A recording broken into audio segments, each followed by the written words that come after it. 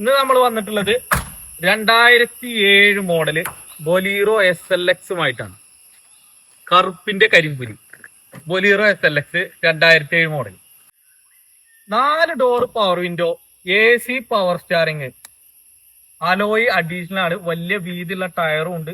Alloy അത്യാവശ്യം കുഴപ്പമില്ലാത്ത ടയറും കാര്യങ്ങളും എല്ലാം വണ്ടിക്ക് ഉണ്ട്. വണ്ടിക്ക് 3rd ഓണർഷിപ്പാണ് വണ്ടി. 170 അടുത്ത് വണ്ടി കിലോമീറ്റർ ഓടിയിട്ടുണ്ട്.